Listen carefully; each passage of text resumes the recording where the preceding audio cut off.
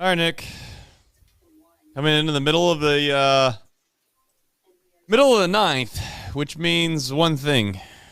It means basically that the Reds are winning baseball games, or they're leading baseball games. And at this point, it looks like they are going to win a baseball game. Now, I don't want to get far ahead of myself because we haven't had this happen yet to us, but we certainly at some point will, where we're either going to win one of these games or we're going to lose one of these games that are absolutely absurd. I don't think tonight's going to be the night, but it will eventually happen. Well, it didn't happen in the ninth, but you were off during that Pittsburgh Pirates game in September last year. So I do remember the game. That was a Bearcat Bash day. That was the Revivalists were in Hamilton. And I was feeling good at the concert. I was looking down at my phone, and they were up like a lot to a little.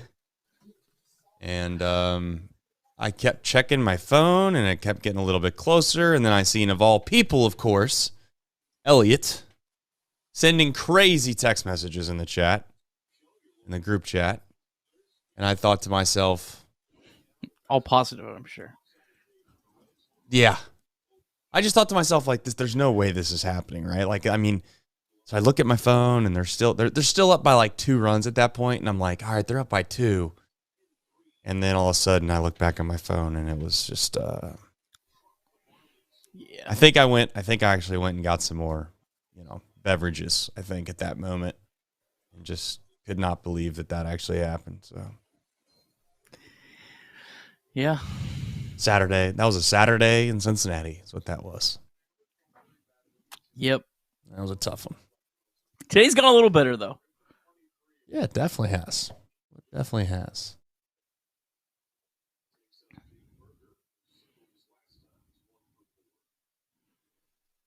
Let's hope Justin Wilson can just kind of throw strikes, and we can get on with the show. Yeah, I watching this game tonight. Good. I was going to ask if you had Junis on the rundown. He is on the back half. All right, cool. Yeah. Go ahead. You were going to what? I was going to say, like, please don't anyone take this as me, like, not supporting the decision to go be with his wife. But this is a very unfortunate series for Will Benson to be off from. Like, man, like, of all the series, like, this is the game, you want to be right. You want to be in the lineup for. Yeah, you need to get back. Yeah. Hey, we're right back to making sure that run differential doesn't get anywhere on us. Yeah.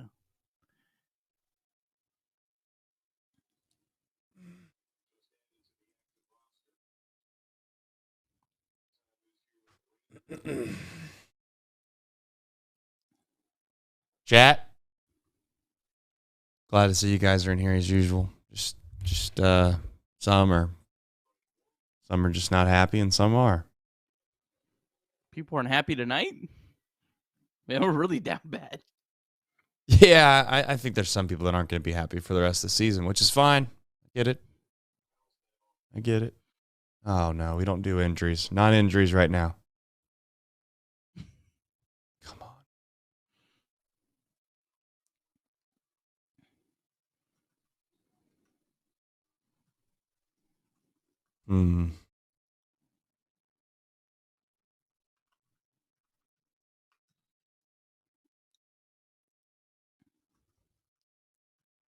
This is tough. A lot of empty seats, by the way. If you want tickets with the Game Time app, yeah, you may not even need the flash deals. No. No, yeah, I don't think they'll even have flash deals. Everything's a flash deal. Yeah. I need Hill to get back in the box. I mean, I know that probably hurt, but. Oh, man.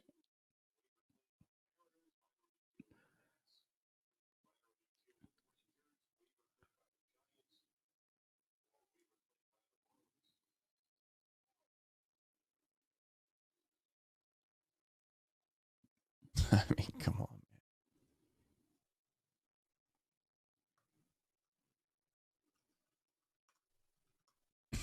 Here we go. Back at it. Taco Tuesdays, 4 for $44 Pepsi pack at Marlin Park for those that are interested. And by Marlin Park, I mean Lone Depot Park.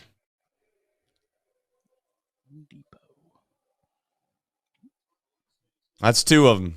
We got 2 of them.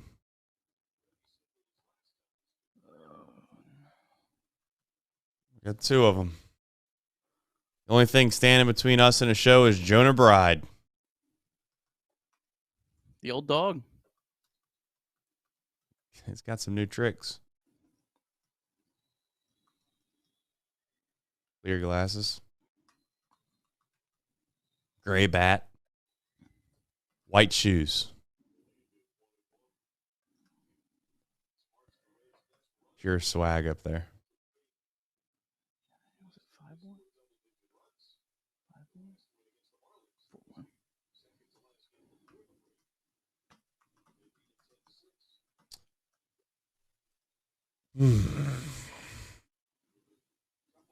What was the company that had the nice little colored dirt behind the mound? Because whoever it was, they ought to rewrite in their contract that they need to get it like redone every 5 innings, so like twice a game. Mr. Umpire, know the situation.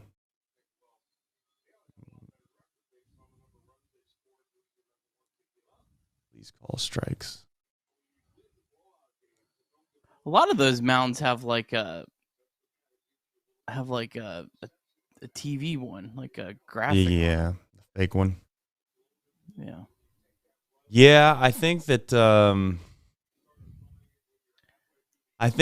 that's a situation where the network televisions, the Bally's and Fox and whoever else, ESPN, whoever else, I think they sell that inventory on their own and they just put it as an overlay on their broadcast so they can kind of get away with not having to pay the stadium or anything, which is a good idea. I mean, it's not actually at the stadium. It's just if you're viewing our product, then you get to see it.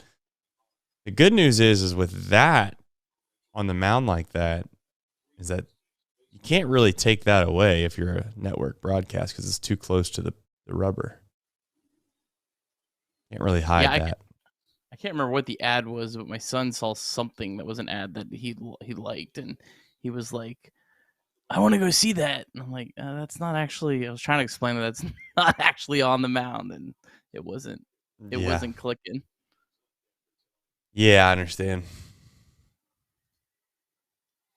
I've gone with the green screens behind home plate a lot now too, like where they have the Geico signs. It seems as if like the TV companies have figured out a way to make it. Where they have definitely done that at. How we got on this situation, I don't know, but in hockey, are you? I'm doing something I'm not even gonna say. Okay. I hope you're responsibly gambling. Is that what you're doing? You're not scoreboard watching, at least. No comment. Okay. Well, thank God. I was going to feel sick to my stomach if you were scoreboard watching. I'm actually going to ask for maybe what it is that you're drinking or smoking or whatever it is that you're doing. I might need some of it. That is if you're scoreboard watching. Okay. Can we get on with it, Justin?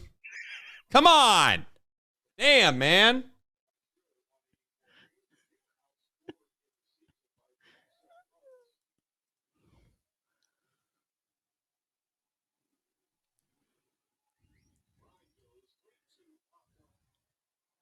There she is. Somebody get you. All right, Stevens. Atta baby. All right, folks. We'll do a show. Nick, it's time to do a show.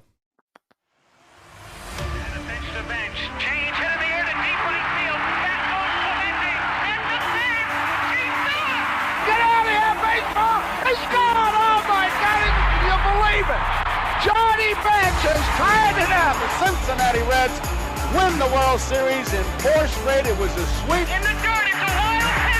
Here comes Foster. The Reds win the pennant. Larkins won the game. That ball is fast.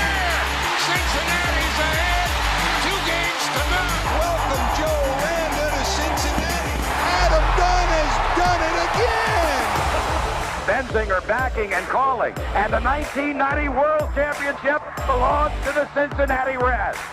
Marty, yes. This is Adam from Milwaukee. Hey, Adam, how you doing? I'm good. How are you? Good. Do you think Scott Hatteberg's a good player? Done up there with the bases loaded, the outfield deep and around toward right, and the 1-0 on the way to the plate.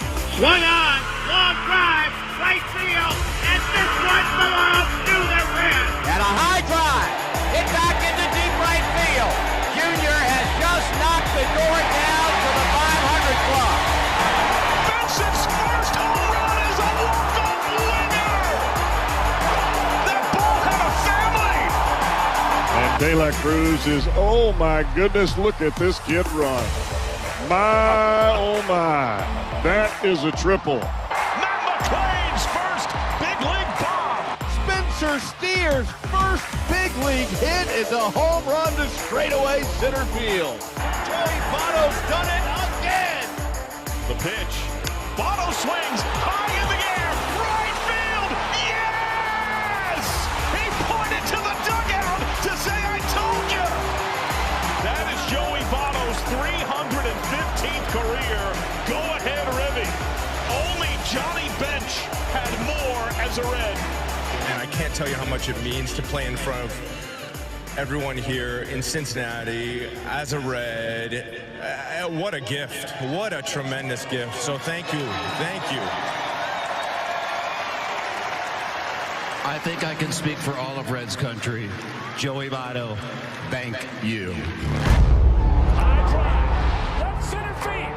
Racing back to the line. Bourgeois. The Reds are National League Central Division champions. In the air, left center field. Did he? Did he? He did. He did. Reds win. Reds win.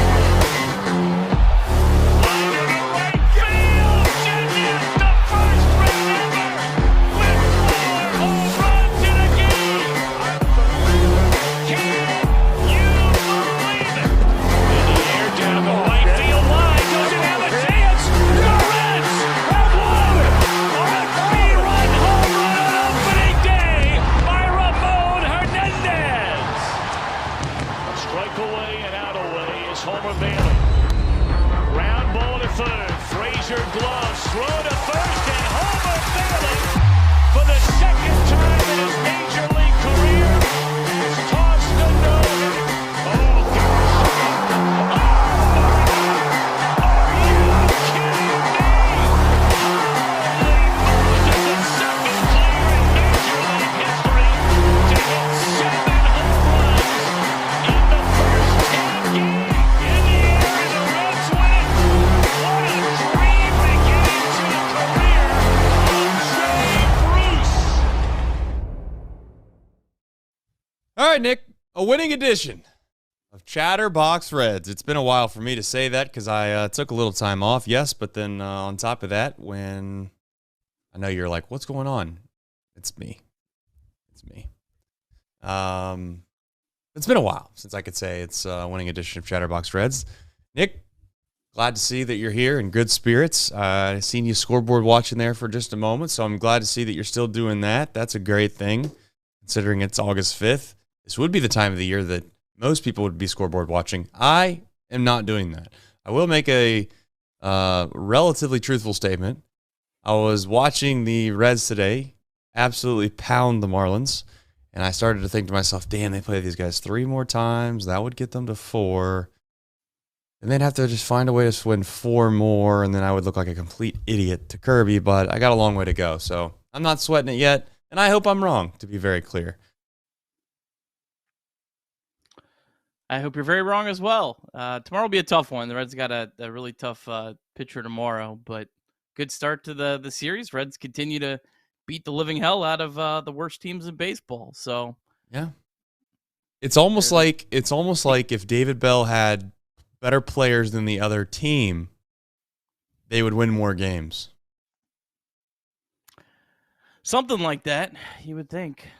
Yeah, I mean, they've done that a lot. They have done that. I mean, as much as I complain about this club, they have taken teams that are not good to the woodshed, and they've not, I guess, missed the opportunity of taking care of business per se. So We'll see if they're Well, that's capable of doing that. I mean, that's what killed this team last year, was not beating the couple of the worst teams in baseball. And it, cost them their season. So, I mean, I don't know. What is it worth? I mean, I don't know. Right. Is it all random? I don't really know. Like, it's just, there's a lot of weird things that happen in a baseball season that you can try to make whatever narrative you want out of it. But in the grand scheme of things, does it actually equate the same way if you do it again the next year? I don't know. I don't think it does, but maybe it does. I don't know. Who knows? No one knows really anything. That's what I've come to as I've gotten older, that's what I've come to realize, is that when you're a kid, you think that adults know a lot of things. And then when you become an adult, you realize that adults don't know a whole lot of things. And we're going to sit here and talk about baseball because it seems to be fun. I will get out in front of this as a leader of this nation that we have here. One of the leaders is, listen, I'm well aware of what's coming in November. Okay, I'm not naive to that. But I'll just say, like, let's just have fun, talk baseball and sports, and let's let the other things that are going on in the world be there in those places, because sometimes you just need a place to go somewhere else and talk about different things, and you really don't want to mix the two together because it just makes, if you mix ranch with, I don't know, a nice, great iced tea, they don't go together very well. Then you ruin two good things. So there's that. That's the analogy of the day. What do you think about that? All right. Anything else to add here before we get into the box score recap? No, just a fun night of baseball. Excited to talk about it, Trace. It was. So let's do it. We'll do the box score recap, and then we'll talk about some young talent, I'm sure. All right, Reds taking on the Marlins, game 1 of 4 at Lone Depot Park in Miami. Reds jumped all over Marlins starting pitcher Roddery Munoz early. Jonathan India led off the game with a single, and then Elly De La Cruz crushed his 19th home run of the season, 411 feet to right center field, 2-0 Reds. In the top of the third, Jonathan India singled with 1 out, and then Elly De La Cruz created chaos. Elly hit a slow dribbler that was a tough play for the Marlins starting pitcher Munoz. He rushed the throw to first, and it went well wide of the bag. It, however, bounced right back to the Marlins second baseman, who tried to throw Elly out at second, but the problem was there was no one covering the bag. Elly got all the way to third on a ball hit back to the pitcher. India scored easily, 3-0 Reds. A TJ Friedl sac fly would make it 4-0. Then in the top of the fourth, Jake Fraley singled and Noelvi Marte hit an opposite field home run at 102.4 off the bat, 6-0 Reds. Top of the fifth, Ty France hit his first homer with the Reds, and it was crushed to straightaway center field, 7-0 Reds. Nick Martinez was brilliant in his first start since May 26th. 5 shutout innings, no walks, 5 strikeouts. Reds needed him to be efficient, as he was on a limited pitch count, and he was pretty solid getting through 5 innings, only needing 70 pitches. Jakob Junis came in next for the Reds. He gave up a homer in the 6th, and Jesus was the ball crushed. Jesus Sanchez hit the longest home runs in the big leagues this year at 480 feet. Fortunately, it was just a solo shot, and the Reds still led 7-1. Junis gave up 2 more runs in the 7th. Probably could have been a little worse if not for a slick double play from Elly De La Cruz on a ball that ricocheted off Junis. Buck Farmer got the Reds out of the inning without any further damage. In the top of the 8th, Elly De La Cruz capped off a brilliant day. He absolutely destroyed his second home run of the day and his 4th extra base hit of the day. Home run number 20 on the season, and he became the youngest Red ever with 4 extra base hits in a game, 8-3 Reds. Top of the 9th, Reds poured it on. Ty France got his 3rd hit of the night to load the bases. And then Jake Fraley had a 2 RBI single to make it 10-3 Reds. And that would be your final. Reds win 10-3. Reds now 54-58 on the season. We have a deep drive of the day. And I was thinking it should have gone to Jesus, personally. But you know what? Maybe it does belong to go to a Red, because this is sponsored by DSC. And those folks at Deep South Commodities are Reds fans. So we're going to get to Elly De La Cruz. It's his 20th of the year. 108 off the bat, 428 feet. It would give the Reds an 8-3 lead.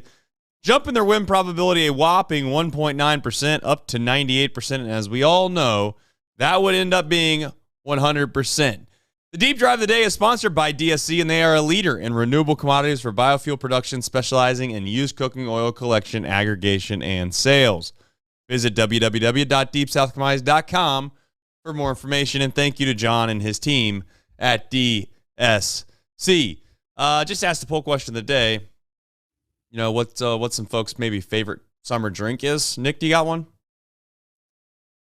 Summer drink. Yeah, like if you had the option between sweet tea, lemonade, and maybe like any kind of juice. You know, some like pineapple juice, some like fruit juice, whatever it may be. Something with lime in it.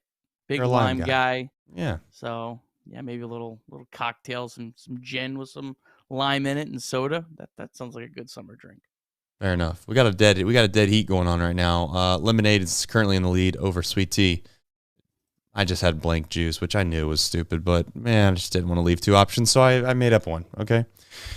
All right. Speaking of juice, nobody brings more juice than Elly De La Cruz, and at this point, I don't know what the Reds are going to do when it comes to trying to pay this man, because he's just getting more and more expensive by the day. I don't think there's really anything left for me to say about him. That's the only concern I have about doing these shows, is that if there's nothing controversial that happens, what do we ultimately say about the same thing, about the same guy that we haven't already said? Nick, yesterday I said, and I looked at this camera directly in the eye, and I said what? I said, this guy that we have for the next 5 years is, at least, by the way, I don't want to make it sound like it's a no chancer, is going to be one of the best baseball players that we ever see play, period. Not for the Reds, period. Ever. Now, I'm not saying he's one of the best players ever right now. I'm saying that when you are done watching baseball, which is probably close to when you might pass away if you love it like we do, you're going to look back at all these players that you watched and you're going to say, he stood out maybe the most because he's just enjoyable to watch. And tonight he showcased pretty much every facet as to why that is. And you know what one play is going to get slept on that I would say is underrated? And I know that the Reds won 10-3 and we're going to act like this wasn't a close baseball game, Nick. But I'm going to tell you right now, if he doesn't catch that little ricochet shot up the middle and turn the double play, next guy comes up and hits a double, this game is a little bit different. Just a little bit different. I'm not going to say that they would have lost, but I will say that it would have been much different, and that play is going to get swept under the rug because why? He made the play and he didn't make an error. Well, it allows you to not have to go deeper into your bullpen. Used a lot of relievers on Sunday. So yeah, I mean, that's a big play. And that was, he made it look so easy. That was not an easy play. He made it look, I think, a lot easier than it was, but I mean, just 4 balls hit over 108 miles per hour today. I mean, just what he's doing and how easy and effortless he makes the game is incredible. I fully believe, and I know the Marlins stink, but I fully believe that his crazy aggressiveness is aggressiveness that no one else sees anywhere else in baseball. But it's not just that Elly De La Cruz is super fast. No one is as fearless on the base paths as he is either. And I think that messes with the defense, and it hasn't really reared its head as much this year as in a lot of other years past. But that was kind of the play that just kind of, showcased that. And the only other thought I have is game like today, when you watch Elly able to hit the ball 1,000,000 feet, but you also can see like the Reds kind of capitalizing on this ballpark. My heart doesn't want to move the fences back at GABP because I love it. I think it's a cool feature of the ballpark. It's been its identity. But it's just hard when you see this team play in ballparks like this, not to think it's built a lot better for ballparks like this. Yeah, this team's built for ballparks like this is what you're saying. Yeah. Yeah, bigger, right. More. Because Elly De La Cruz, his home runs are not typically wall scrapers, right? Right. Like, and the Reds can use their speed a lot more. Correct. Balls in the gap. Balls in the gap. They can take the extra base where in Great American, they get those balls get cut off because there's not as much outfield to cover. Certainly those things. You do have to ask yourself, though, and we're not going to go down this path right now. You have to ask yourself, like, why would the Reds not try to tailor their team to their ballpark? And maybe it's because they don't think it would be that much more advantageous than what they're already doing, which is fair, maybe.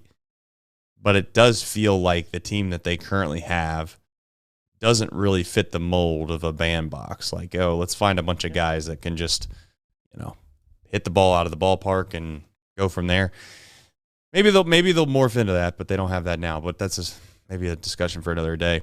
I'm ready to jump into Nick Martinez, who's excellent tonight for a guy that kind of got, I don't know what's the right word to use. He got knocked for kind of being the guy that ultimately struggled when he had to come in early in games and or start games, and wasn't the case tonight. Went 5 innings, 4 hits, no runs. So, I mean, what more can you say about him? He's excellent. I don't know if people understand how good he is. And I cannot believe someone at the deadline didn't overpay for him.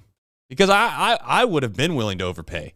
Because I think he's worth it. Like if you're a team that needs any kind of help, which every team needs help when it comes to pitching, he's so damn good.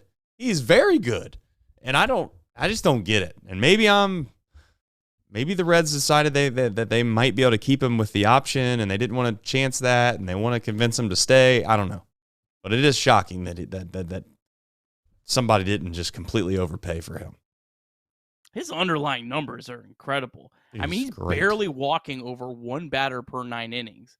He's only allowing 0.75 home runs per 9, pitching his home games at Great American Ballpark. I hope the Reds can find a way to keep him. That'll certainly make not trading him feel better, close to it. You still don't know. Maybe it would have got something great that doesn't even still make it. But nonetheless, hopefully the Reds can find a way. I don't know. Maybe they throw a couple more $1 million at it. Maybe they add an extra year. He is 33 years old. He might be a guy though. Like it might be worthwhile trying to have some discussions now with him, versus letting him get closer to where he can make the decision in free agency as a guy that hasn't, signed a whole lot of big contracts and is a little older. Hey, we'll keep you 1 more year. We'll go ahead and do that now. Let's go ahead and get this knocked out, because you definitely see the benefit of him. Just how seamless he goes from pitching 1 inning spurts to getting up to 70 pitches today. Like that's not normal either. I don't know a whole lot of pitchers that can do that and it doesn't mess them up. So yeah, I think he has tremendous value, and I really hope the Reds can find a way to keep him next year. Because he could be a very, very valuable piece.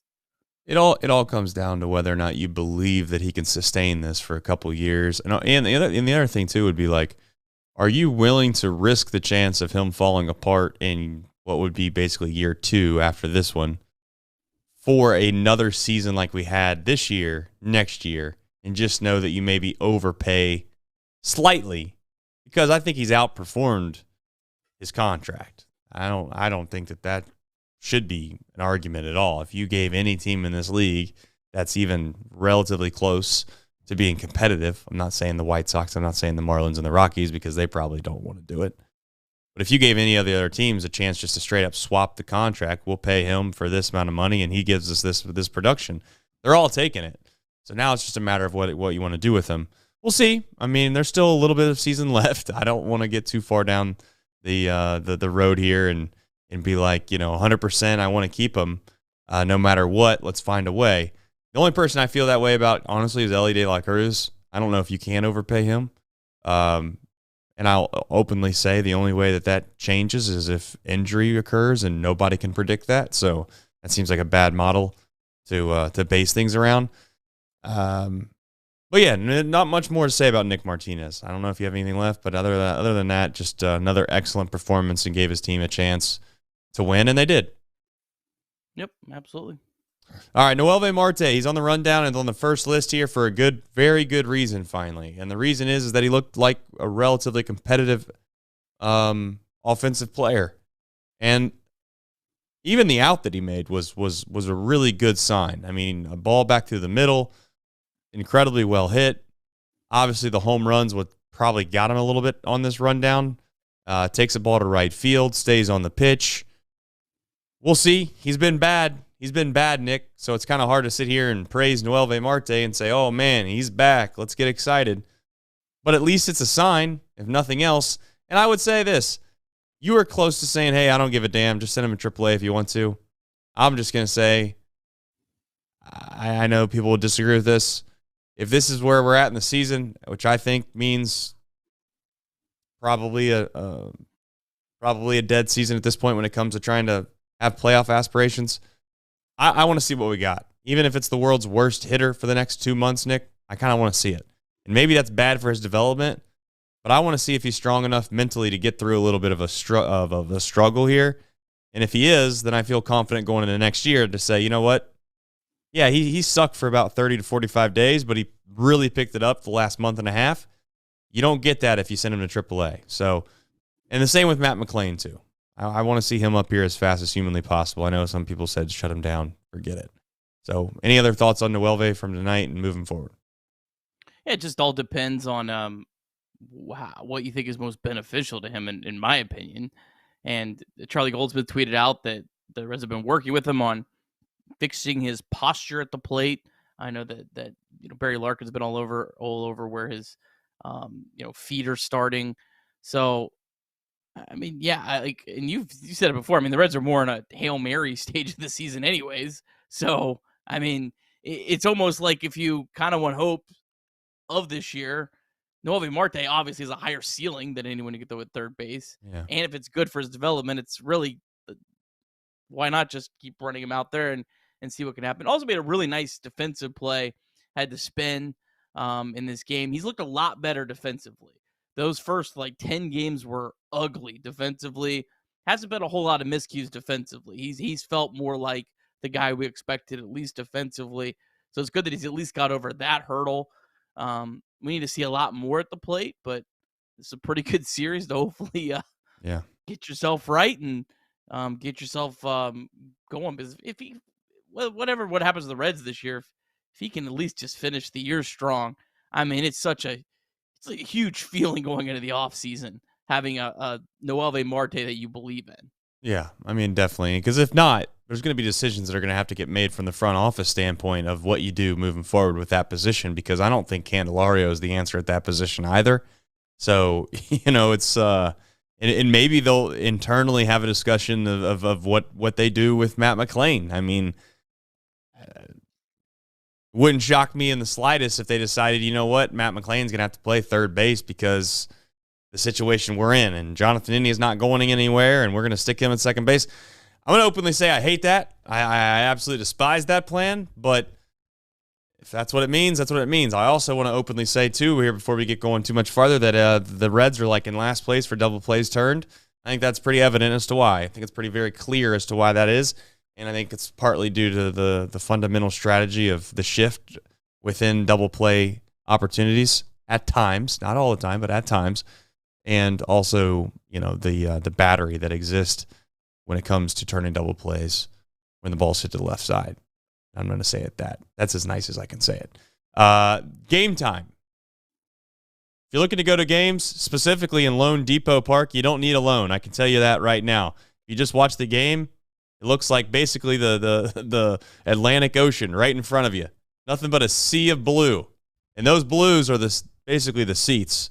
But if you are looking to go to the game, you can jump on the Game Time app, and you can use the promo code. You probably don't need it for Lone Depot. But you can use the promo code Cincy, C-I-N-C-Y. You get $20 off your first purchase. That'll probably buy you half the season. What did they call that? The Baker's Dozen back in the day for the Reds when they had old Dusty. That could probably get you a Baker's Dozen of games down there at Lone Depot Park. $20 off your first purchase. Terms do apply. Use code Cincy, C-I-N-C-Y. And as always, download the Game Time app and just have it on standby. Have it ready just in case you need it. You never know. 988, shout out to those folks as well. 10-3 baseball game doesn't get brought up in the chat as much, but as always, it's very important to know that you have the resource that is 988 text or call. Mantherapy.org as well. Shout out to mantherapy.org. Ty France. Whoa. Oh, man. Whoa. On the rundown. Yeah. Not to say he didn't deserve to be, but it's good to see. Nice to see 3 Ty hits. France. Quadrupled his hit total with the Reds. I mean, Oh, I know. He had a heck of a night. It was nice to see. I don't know what to make of it. Oh, just literally saying the same thing. Yeah, I mean, I don't know what to make about Ty France overall. I again, for this year, why not take a shot at him? I mean, he had a really good run for 3 years, from 2020 to 2022. He's still an above average hitter last year. So, yeah, I mean, you take a shot. Maybe, he's also a guy that's working on a swing change. Charlie Goldsmith again reported he went to Driveline to work on his swing in between his time with the Mariners and the Reds, which was like a week. So I don't know. Maybe he could show you something. Tap into that. Get a little confidence playing in a ballpark like Great American Ballpark versus Seattle, which is a huge ballpark, difficult to hit in. And if he does, you have a chance to consider keeping him around. And as a guy on basically a 1-year deal, that would probably cost you $6 to $7 million. And he might be worth it. I don't know. Probably not.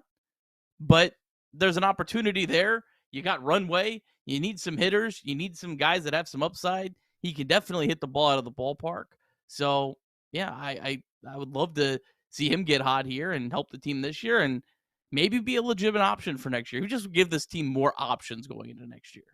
Yeah, well, options are great. Picking the right option is the thing that we got to do right. And they're going to have options in spring training next year. I don't know how many of them are going to be called good options, but they're going to have some. Between Benson and Fraley and Fairchild and France, I'm assuming they're going to add somebody. I'd like to think they will. Obviously, TJ Friedl seems like a surefire linchpin lock to make the team. But there's going to be plenty of guys in that outfield that the Reds are going to have an opportunity to pick from, and they just got to make sure that they pick the right one. So we'll see. Ty France is probably going to be part of that conversation. Junis, he's seen better days. I mean, I tell you, he got incredibly fortunate tonight because it could have gotten pretty bad for him if he didn't have that ricochet ball, went to Elly De La Cruz, double play. Next pitch gives up a pretty hard hit ball backside. David Bell says, all right, I've seen enough. I don't know what to make of Junis yet because he's so new, but it's not been good so far, being honest. Yeah, I mean, he was really good with the Brewers this year. Tied a career or season high in runs allowed today. So I don't know. I mean, he's a guy just getting into a new environment.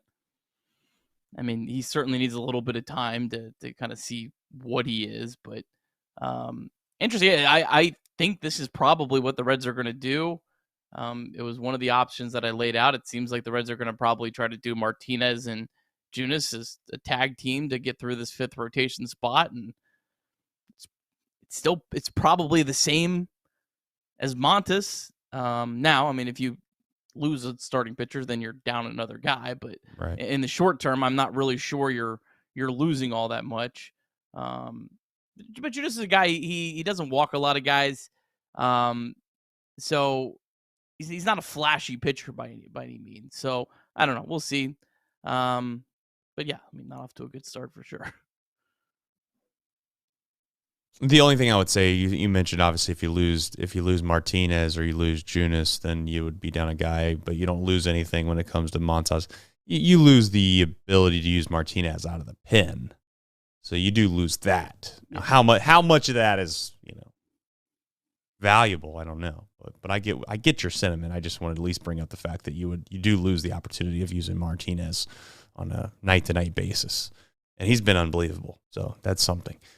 All right. Jumping into pretty much, I guess we're going to get to Reds in my LB tonight. Not trying to rush through a show, but at the same time, don't want to, kind of talk about next to nothing that people already say we do. But I think we're all caught up here. I don't know if you have anything you want to add here before we jump into the bullpen. I know you have that on there. Do you have something you want to add? I mean, they obviously came in and shut the door down on a pretty significant lead there. Yeah, good to see Justin Wilson. I mean, it wasn't a clean inning, but good to see him put up a 0 in the scoreboard. He's had a rough go of it of late. Buck Farmer, ho hum, 2.60 ERA this season. Yeah, he's been unbelievably good. Yeah. I'm surprised him too. I didn't have a market. I think Martinez did. I think the Reds had a deal and it got pulled out from under them, like we've already talked about at length. Yep. But I don't think Buck Farmer had anyone really calling for him. And it's just surprising that no one would give up even something of small value for a guy like Buck Farmer that has a rubber arm, like you will throw whenever. Right. You don't have to worry about is Farmer available today? Yep, Farmer's always available. He's always your go-to. He's done a great job for the Reds for 2 years. Yes, I thought he felt like a ticking time bomb, in my opinion, because it was like, can he sustain what he's been doing for this team? At the end of last year, towards the trade deadline, I even said that Buck Farmer's a guy that I would consider, moving on from, because it just feels like, and this was when the Reds were in the middle of obviously a pennant race, just felt like a guy that wasn't going to be able to sustain it. So kudos to him. He's done it. He's got a little Andrew Abbott in him, I guess, for those that might think that Andrew Abbott's pitching above his weight.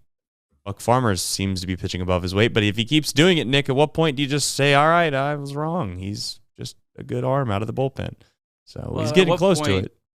At what point do you start having Buck Farmer start getting Fernando Cruz's innings? Or I think Tony Santillan is probably ahead of Buck Farmer on the depth chart right now. And I mean, again, innings aren't all equal. A lot of the innings that Buck Farmer throws are, in fairness to the other guys, easier innings to get through. There's no question about that. But at some point, you maybe say, well, let's give Buck a shot. I mean, Fernando's not been getting it done. Tony's done a great job, but I don't know. Maybe you should give Farmer a few more extra higher leverage spots. Yeah. I mean, we'll see.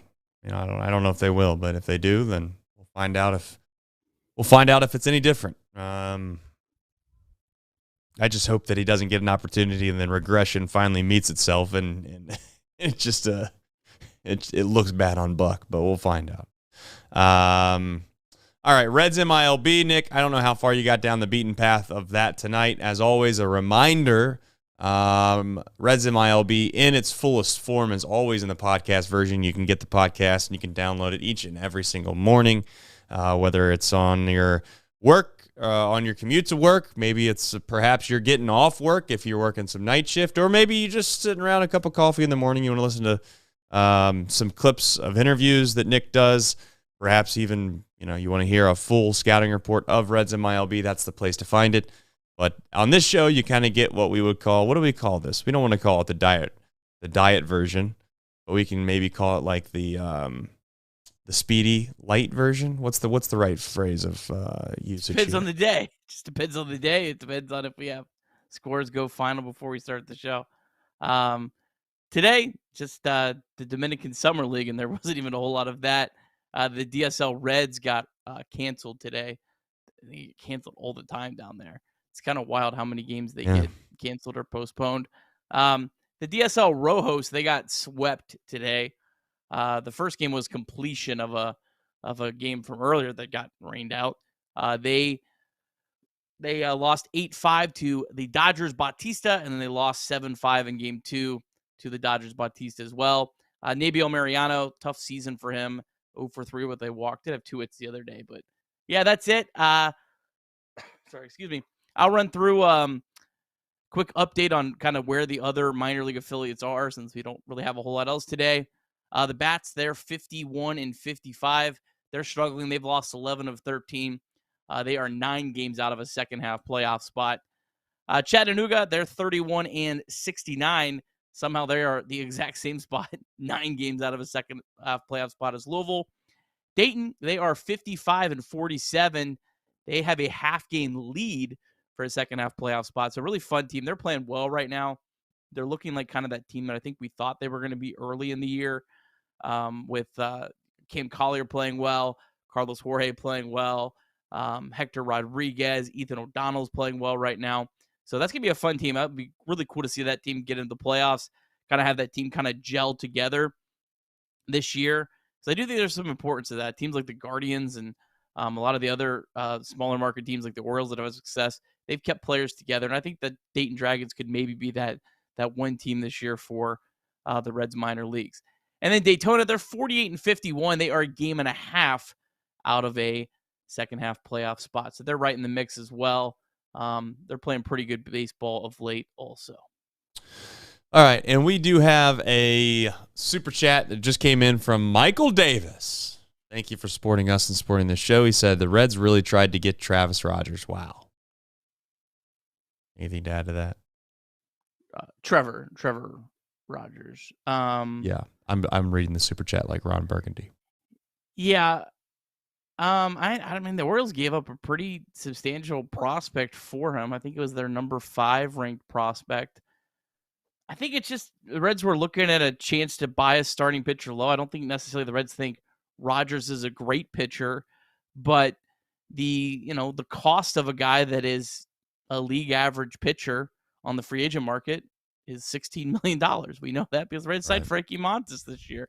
So I think it was just looking at an opportunity to buy low. The Reds didn't go as far as the Orioles because the Reds don't desperately need starting pitching like the Orioles do. So I would have been against it. I don't think it would have been a move that I would have been like, yeah, I'm so excited. But it also would have helped them, I think, get a head start in the offseason. And I think that's what that move would have been about. There's also the possibility that there is something we don't see in him that the Reds think that they can cultivate. That's what good organizations do. Good organizations find players that we look at and go, why the hell do you want that guy? And they turn him into something. So, I don't know, maybe the Reds saw something there. Fair enough. I don't have an opinion on it because at this point, I don't know what the Reds' plan is, and I'm not going to sit here and act like I know, and I'm not going to try to get frustrated about it until I, give it some little longer thought because I know starting pitching is very valuable. I get that, and I know that going out in the free market feels like it's impossible to go out and get good starting pitching if you're the Reds and their payroll and that whole situation. I also keep thinking to myself like, okay, well, you keep investing so many resources into starting pitching at the top of this draft as of late. It feels like you got to gamble on yourself a little bit and know that you're going to get maybe 2 or 3 of these guys that are going to come through for you out of the 5 that you got. And maybe I'm being naive to that, but and to be fair, Nick, they could have been giving up one of those prospects to get Trevor. So I don't know. Who knows? Or it gives them flexibility to trade a current big league pitcher in the offseason because they feel like they have more and they feel like maybe they could capitalize where they're buying low on Rogers. Right. They're capitalizing higher on someone else who's they're selling high on. Sure. Fair enough. I know what you did there. I see what you did there, and I appreciated it. Michael Davis then chimes in with another super chat. Thank you, Michael. Says, why don't any of the beat writers pursue Reds management about an Elly contract? I think it's because it's so early, in my opinion, and I even see big media members, and I say big media members that have talk radio shows that in Cincinnati that are relatively influential. They're already kind of mocking people for the whole notion of Reds fans wanting to extend Elly. But I also think that has to do with the fact that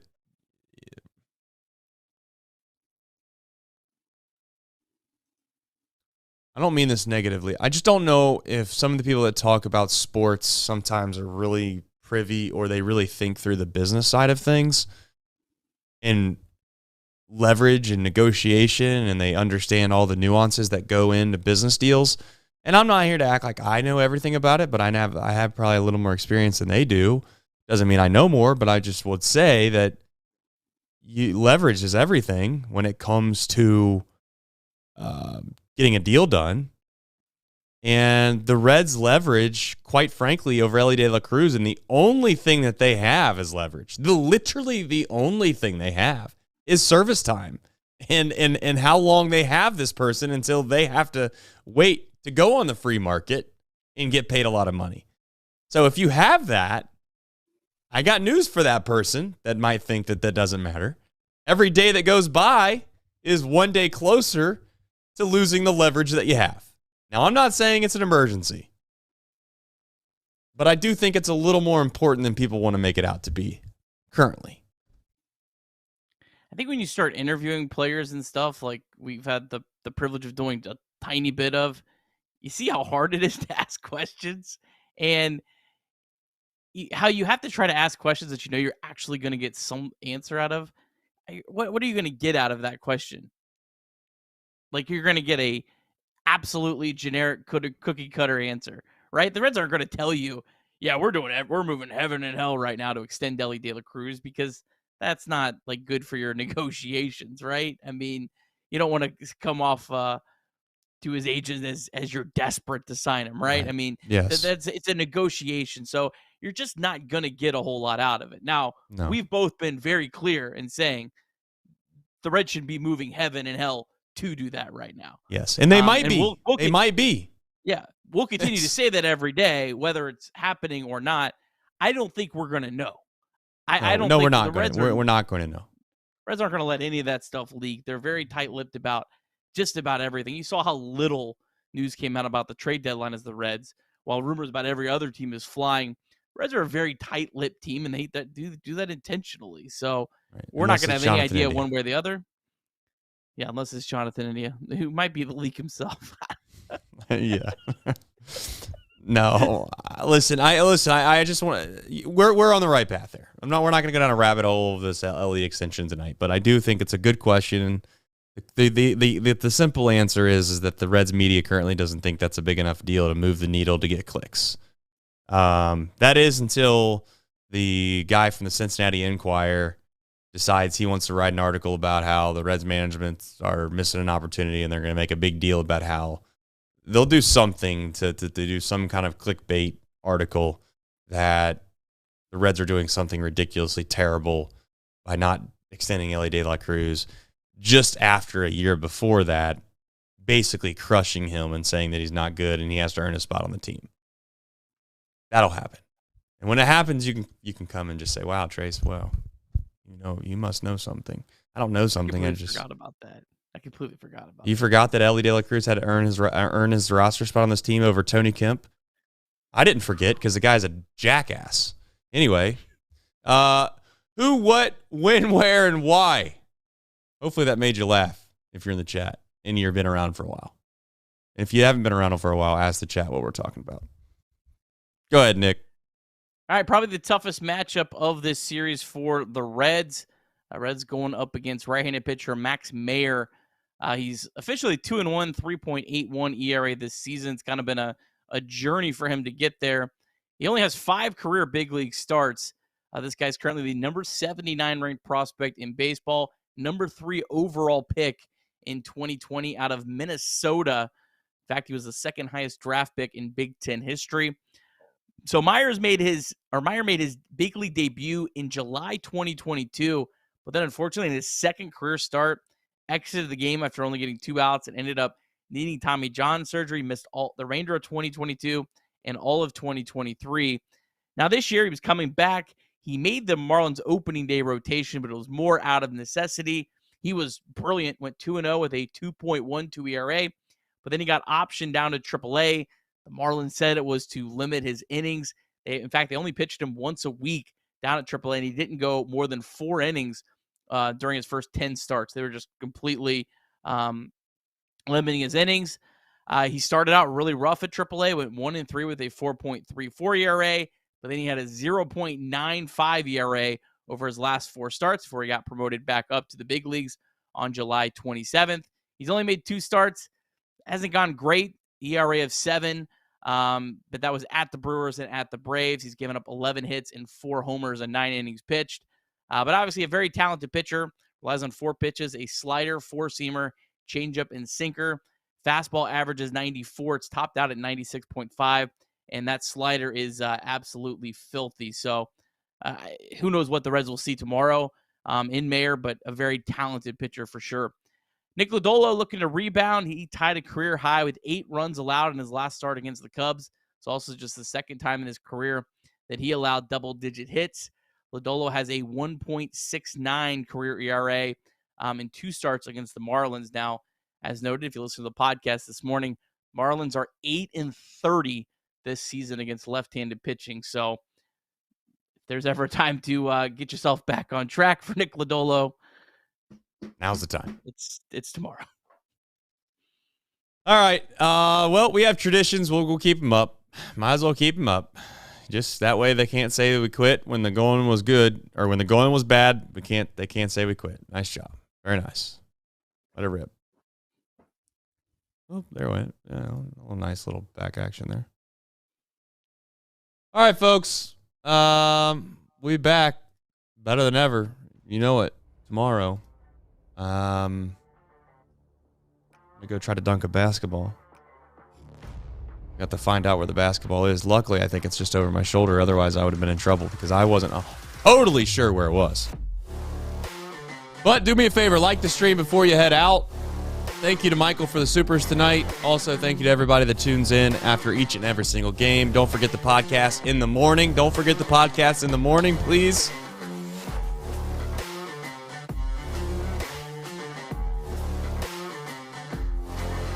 I think that's all I got. You know, sometimes your brain just hits its limit. And I think that's what it just happened to me right there. 360 or between the legs, we're going to find out right now. But this is for Ty France. Shout out to London. Not London. Shout out to Paris. That was pretty embarrassing. See you tomorrow.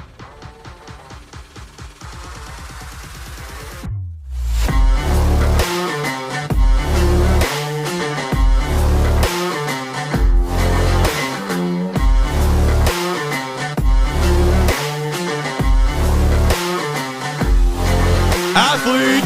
See you tomorrow.